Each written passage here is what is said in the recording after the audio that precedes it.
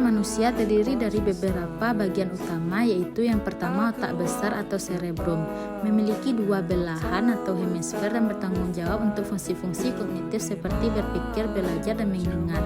Terdiri dari lobus frontal, parietal, temporal, dan occipital. Yang kedua yaitu otak kecil atau cerebellum, terletak di bagian belakang otak, berperan dalam koordinasi gerakan dan keseimbangan. Yang ketiga yaitu batang otak atau brainstem, menghubungkan otak dengan sumsum tulang belakang dan mengatur fungsi dasar seperti pernapasan dan denyut jantung. Terdiri dari membran, pons, dan medula oblongata. Yang keempat yaitu limbic system, terlibat dalam emosi dan memori, termasuk struktur seperti amigdala dan hippocampus. Selanjutnya yaitu 12 pasang sistem kranial. Berikut adalah 12 pasang saraf kranial. Yang pertama, nervus olfactorius, yaitu indera penciuman. Yang kedua, nervus opticus, yaitu indera penglihatan. Yang ketiga, nervus oculomotorius, yaitu menggerakkan mata dan mengatur pupil. Yang keempat, nervus trochlearis, yaitu menggerakkan otot mata. Yang kelima, nervus trigeminus, yaitu sensasi wajah dan mengontrol otot pengunyahan. Yang keenam, nervus abducens, yaitu menggerakkan otot mata. Yang ketujuh, nervus facialis, yaitu mengontrol ekspresi wajah dan indera pengecap. Yang kedelapan, nervus vestibulococcyliaris, yaitu indera pendengaran dan keseimbangan. Yang kesembilan, nervus glossopharyngeus, yaitu mengontrol rasa dan menelan. Yang kesepuluh, nervus vagus, yaitu mengatur fungsi organ dalam dan refleks. Yang ke-11 nervus accessorius, yaitu menggerakkan otot leher dan bahu. Dan yang terakhir nervus hypoglossus, yaitu mengontrol gerakan lidah. Selanjutnya yaitu mekanisme refleks. Mekanisme refleks adalah respon otomatis tubuh terhadap rangsangan. Prosesnya melibatkan yaitu yang pertama rangsangan. Terjadi ketika ada stimulus yang mengaktifkan reseptor sensorik. Yang kedua yaitu penghantaran sinyal. Reseptor mengirimkan sinyal melalui saraf aferen ke sumsum tulang belakang. Yang ketiga yaitu integrasi. Sumsum tulang belakang memproses informasi dan mengirimkan sinyal kembali melalui saraf eferen. Yang keempat yaitu respon otot atau kelenjar bereaksi terhadap sinyal, menghasilkan respon yang cepat. Contoh refleks adalah refleks lutut, di mana ketukan pada tendon di bawah patella menyebabkan kaki bergetar ke depan. Sistem endokrin. Sistem endokrin adalah sistem yang mengatur berbagai fungsi tubuh melalui hormon yang dihasilkan oleh kelenjar endokrin. Kelenjar endokrin terdiri dari yang pertama yaitu hipofisis cerebri, struktur vital tubuh manusia karena menjalankan fungsi-fungsi penting untuk mempertahankan hidup. Yang kedua yaitu glandula tireoidea, kelenjar hormon berbentuk kupu-kupu yang terletak di bagian depan bawah leher. Yang ketiga yaitu glandula parathyroidea, beberapa kelenjar endokrin kecil yang terletak di leher. Yang keempat yaitu timus, bagian dari sistem limfatik terdiri dari jaringan pembuluh dan organ seperti amandel, limpa, dan usus buntu. Yang kelima yaitu pankreas, organ yang berperan penting dalam mengubah makanan yang kita makan menjadi bahan bakar bagi sel-sel tubuh. Yang keenam yaitu glandula suprarenalis, disebut dengan kelenjar adrenal, adalah kelenjar kecil berbentuk segitiga yang terletak di atas kedua ginjal. Yang ketujuh yaitu testis, bagian sistem reproduksi pada pria dan orang yang diterapkan sebagai laki-laki saat lahir. Yang kedelapan yaitu ovarium, tempat untuk memproduksi dan menyimpan ovum atau sel telur. Selanjutnya yaitu fungsi hormon endokrin. Fungsi umum hormon. Yang pertama yaitu mengatur metabolisme dan energi. Yang kedua yaitu mengontrol pertumbuhan dan perkembangan tubuh. Yang ketiga yaitu mengelola respon terhadap stres. Yang keempat yaitu menjaga keseimbangan cairan dan mineral.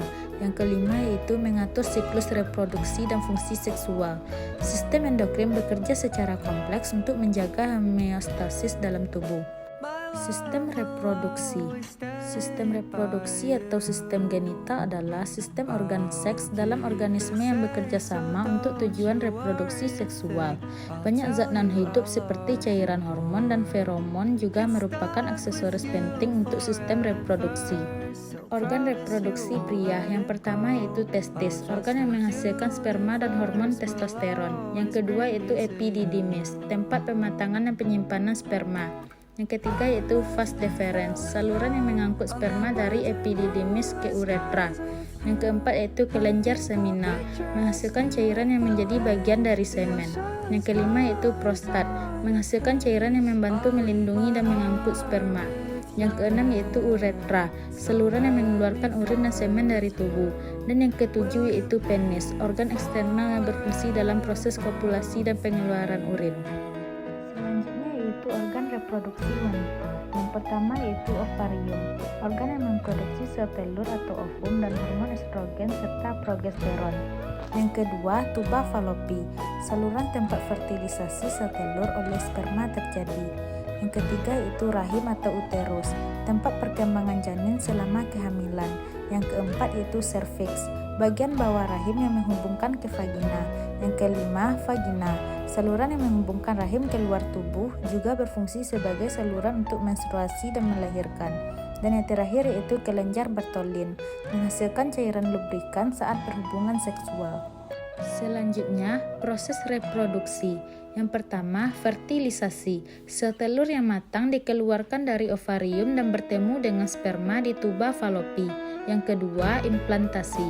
Zigot yang terbentuk bergerak ke rahim dan menempel pada dinding rahim untuk berkembang menjadi janin. Yang ketiga, kehamilan. Selama sekitar 9 bulan, janin berkembang hingga siap dilahirkan.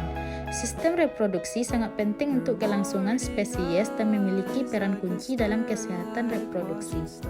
Materi selanjutnya yaitu sistem perkemihan.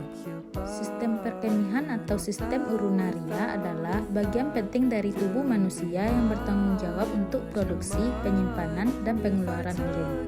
Anatomi dan fungsi sistem perkemihan. Berikut adalah penjelasan mengenai anatomi dan fungsi organ-organ dalam sistem perkemihan. Yang pertama yaitu ginjal. Anatominya yaitu ginjal adalah sepasang organ berbentuk kacang yang terletak di belakang perut. Setiap ginjal terdiri dari bagian korteks, medula, dan pelvis renal. Fungsinya yaitu ginjal berfungsi menyaring darah untuk mengeluarkan limbah dan kelebihan zat, serta mengatur keseimbangan elektrolit, tekanan darah, dan pH tubuh. Yang kedua yaitu ureter. Anatominya yaitu adalah dua saluran sempit yang menghubungkan ginjal dengan kandung kemih, panjangnya sekitar 25-30 cm. Fungsinya yaitu mengalirkan urin dari ginjal ke kandung kemih melalui pergerakan gelombang atau peristaltik. Yang ketiga yaitu kandung kemih. Anatominya yaitu kandung kemih adalah organ berotot yang berfungsi menyimpan urin. Dindingnya elastis, memungkinkan untuk mengembang dan menyusut. Fungsinya yaitu menyimpan urin hingga siap untuk dikeluarkan. Ia memiliki reseptor yang memberi sinyal saat sudah penuh. Yang keempat yaitu uretra. Anatominya adalah saluran yang mengalirkan urin dari kandung kemih ke luar tubuh. Pada pria, uretra lebih panjang dan juga berfungsi sebagai saluran untuk air mani. Fungsinya yaitu mengeluarkan urin dari tubuh. Pada wanita, uretra lebih pendek dan terletak dekat dengan vagina. Sistem pernafasan. Sistem pernafasan atau sistem respirasi adalah sistem biologis yang terdiri dari organ dan struktur-struktur lain yang digunakan untuk pertukaran gas pada hewan dan tumbuhan. Anatomi sistem pernafasan. Yang pertama yaitu hidung dan rongga hidung.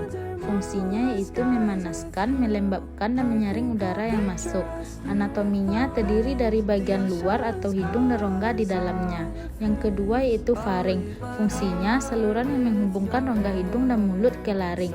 Anatominya terbagi menjadi nasofaring, orofaring, dan laringofaring. Yang ketiga yaitu laring. Fungsinya menghasilkan suara dan melindungi saluran pernafasan dari makanan. Anatominya terdiri dari tulang rawan termasuk epiglotis yang menutup trakea saat menelan. Yang keempat yaitu trakea. Fungsinya yaitu menyalurkan udara dari laring ke bronkus. Anatominya terbuat dari cincin-cincin kartilago yang menjaga agar tetap terbuka. Yang kelima yaitu bronkus. Fungsinya memecah saluran pernafasan menjadi dua cabang utama ke paru-paru. Anatominya bronkus utama kiri dan kanan yang kemudian bercabang menjadi bronkiolus. Yang keenam yaitu paru-paru. Fungsinya tempat pertukaran gas atau oksigen dan karbon dioksida. Anatominya terdiri dari lobus, 3 lobus di paru-paru kanan dan 2 lobus di paru-paru kiri, dan alveoli. Yang ketujuh yaitu alveoli. Fungsinya tempat pertukaran gas dengan darah. Anatominya struktur kecil berbentuk kantung yang dikelilingi oleh kapiler darah. Fungsi sistem pernafasan. Yang pertama, pertukaran gas, mengambil oksigen dari udara dan mengeluarkan karbon dioksida dari darah. Yang kedua yaitu pengaturan pH, membantu mengatur keseimbangan asam basa dalam tubuh melalui pengaturan kadar karbon dioksida. Yang ketiga, pelindung, memiliki mekanisme pertahanan seperti silia dan mukus untuk menangkap dan mengeluarkan partikel asing.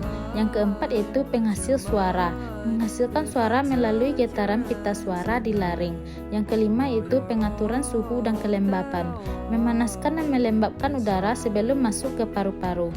Sistem pernafasan merupakan bagian penting dari sistem tubuh yang mendukung kehidupan dengan memastikan suplai oksigen yang cukup dan pengeluaran karbon dioksida.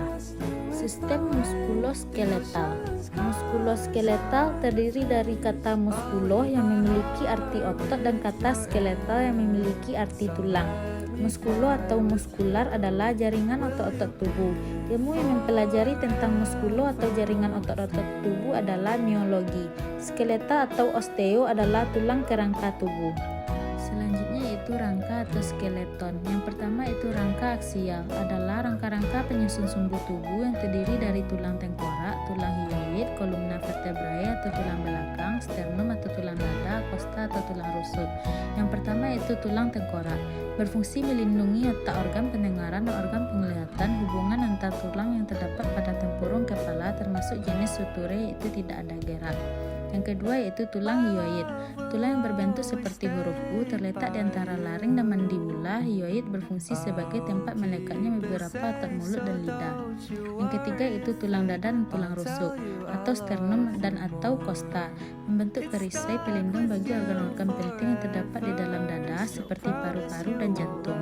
Yang kedua yaitu rangka apendikuler, adalah rangka yang menyusun alat gerak. Rangka ini terdiri dari girdal pektoral atau bahu, girdal pelvis, tulang lengan, dan tungkai.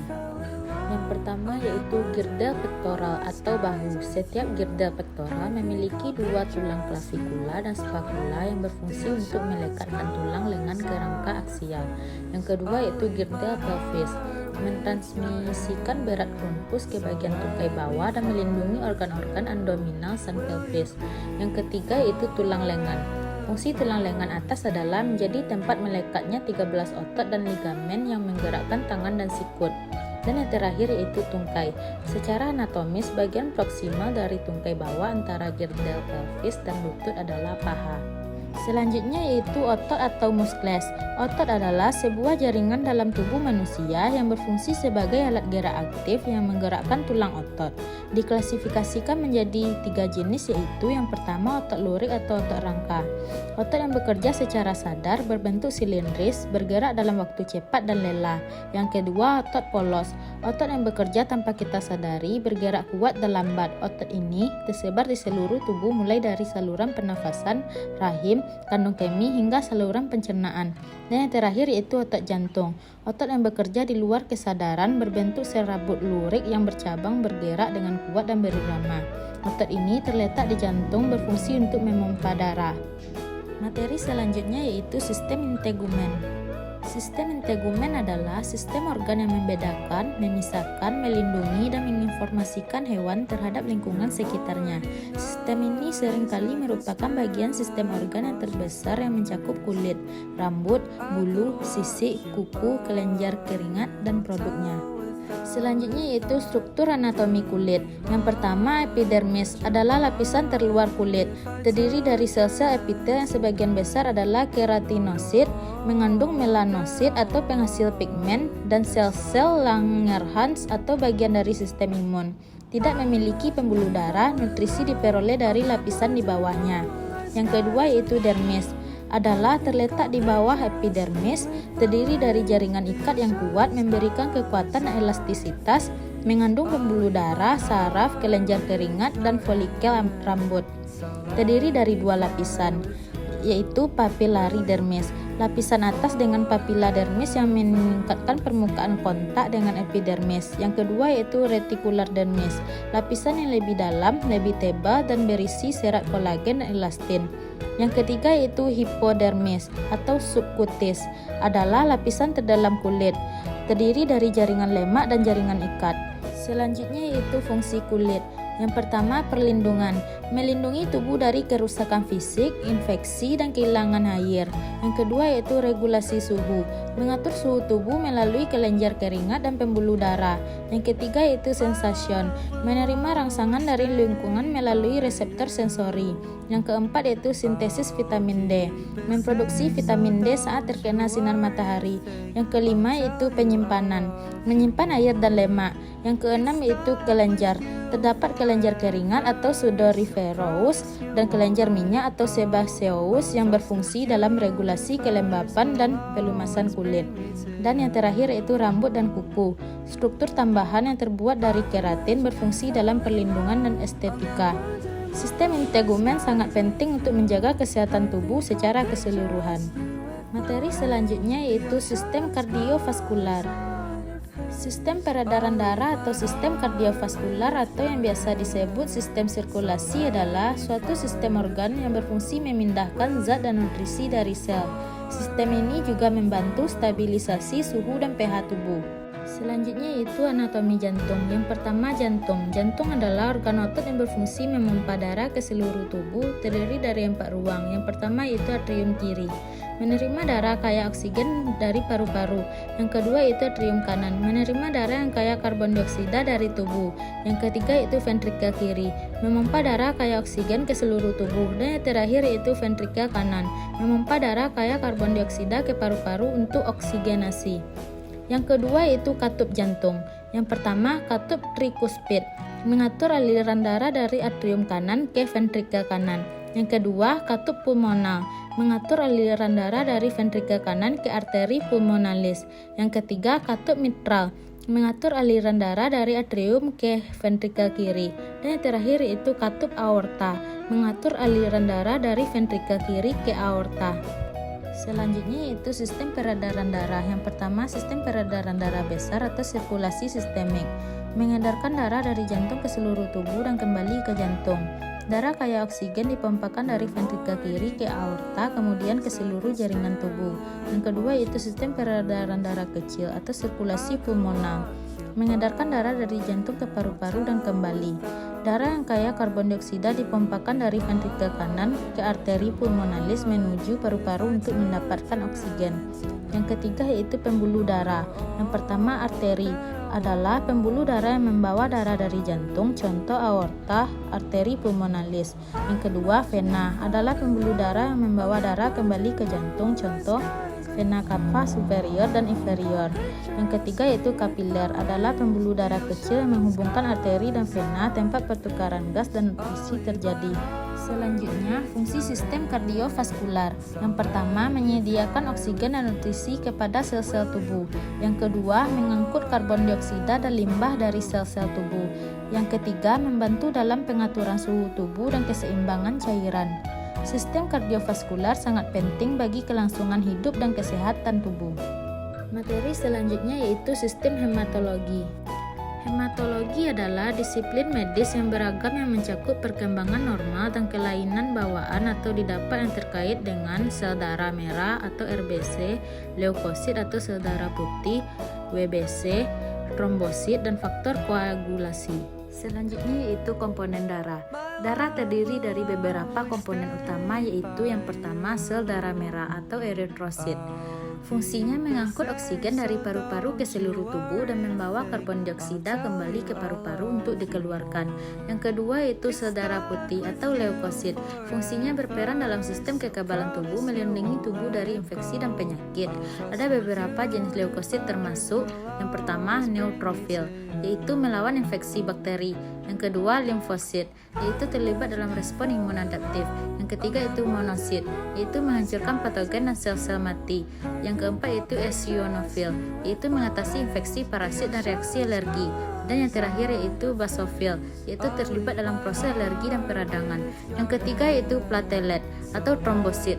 Fungsinya berperan dalam proses pembekuan darah, mencegah kehilangan darah saat terjadi cedera. Yang keempat yaitu plasma darah. Fungsinya merupakan komponen cair dari darah yang mengangkut sel-sel darah, nutrisi, hormon, dan produk limbah. Plasma terdiri dari air atau sekitar 90%, protein, garam, dan zat-zat terlarut lainnya. Selanjutnya itu sistem peredaran darah. Yang pertama, sistem peredaran darah besar atau sirkulasi sistemik, mengedarkan darah dari jantung ke seluruh tubuh dan kembali ke jantung. Darah kaya oksigen dipompakan dari ventrikel kiri ke aorta, kemudian ke seluruh jaringan tubuh. Yang kedua yaitu sistem peredaran darah kecil atau sirkulasi pulmonal, mengedarkan darah dari jantung ke paru-paru dan kembali. Darah yang kaya karbon dioksida dipompakan dari ventrikel kanan ke arteri pulmonalis menuju paru-paru untuk mendapatkan oksigen. Yang ketiga yaitu pembuluh darah. Yang pertama arteri adalah pembuluh darah yang membawa darah dari jantung. Contoh aorta, arteri pulmonalis. Yang kedua yaitu vena adalah pembuluh darah yang membawa darah kembali ke jantung. Contoh vena cava superior dan inferior. Dan yang terakhir yaitu kapiler, pembuluh darah kecil yang menghubungkan arteri dan vena, tempat pertukaran gas dan nutrisi terjadi. Selanjutnya yaitu fungsi sistem hematologi. Fungsi sistem hematologi juga mencakup proses pembentukan sel darah atau hematopoiesis yang terjadi di sumsum tulang, serta pengaturan jumlah dan fungsi komponen darah. Keseimbangan antara berbagai komponen darah sangat penting untuk kesehatan tubuh secara keseluruhan. Materi selanjutnya yaitu sistem pencernaan. Sistem pencernaan adalah serangkaian organ yang berfungsi untuk mencerna makanan, menyerap nutrisi, mengeluarkan sisa-sisa yang tidak dibutuhkan. Anatomi sistem pencernaan ini terdiri dari beberapa organ tubuh, mulai dari mulut hingga anus. Selanjutnya yaitu anatomi sistem pencernaan. Berikut adalah penjelasan mengenai anatomi dan fungsi organ-organ dalam sistem pencernaan. Yang pertama yaitu mulut. Anatominya terdiri dari gigi, lidah, dan kelenjar ludah. Fungsinya memulai proses pencernaan dengan mengunyah makanan dan mencampurnya dengan air liur yang mengandung enzim pencernaan. Yang kedua yaitu kerongkongan atau esofagus. Anatominya tabung otot yang menghubungkan mulut dengan lambung. Fungsinya mengangkut makanan dari mulut ke lambung melalui gerakan peristaltik. Yang ketiga yaitu lambung. Anatominya organ berotot berbentuk kantung. Fungsinya mencerna makanan lebih lanjut dengan bantuan asam lambung dan enzim, serta mencampur makanan menjadi sime. Dan yang terakhir yaitu usus halus. Anatominya terdiri dari 3 bagian, duodenum, jejunum, dan ileum. Fungsinya tempat utama untuk penyerapan nutrisi. Enzim dari pankreas dan empedu dari hati membantu mencerna makanan lebih lanjut. Dan yang kelima yaitu usus besar. Anatominya terdiri dari sekum, kolon, dan rektum. Fungsinya menyerap air dan garam dari sisa makanan serta membentuk dan menyimpan feses. Yang keenam yaitu hati. Anatominya, organ terbesar di dalam tubuh terletak di sisi kanan atas perut. Fungsinya memproduksi empedu yang membantu mencerna lemak serta menyaring racun dari darah. Yang ketujuh yaitu pankreas. Anatominya, organ berbentuk panjang yang terletak di belakang lambung. Fungsinya menghasilkan enzim pencernaan yang disekresikan ke usus halus dan hormon seperti insulin yang mengatur kadar gula darah. Dan yang kedelapan yaitu kandung empedu. Anatominya, kantung kecil yang terletak di bawah hati. Fungsinya menyimpan dan mengeluarkan empedu ke usus halus saat dibutuhkan. Selanjutnya yaitu proses pencernaan. Pencernaan dimulai di mulut, berlanjut ke lambung, dan diakhiri di usus halus dan usus besar. Nutrisi diserap di usus halus, sedangkan sisa makanan diproses di usus besar sebelum dikeluarkan dari tubuh. Dengan memahami anatomi dan fungsi organ pencernaan, kita dapat lebih menghargai kompleksitas sistem pencernaan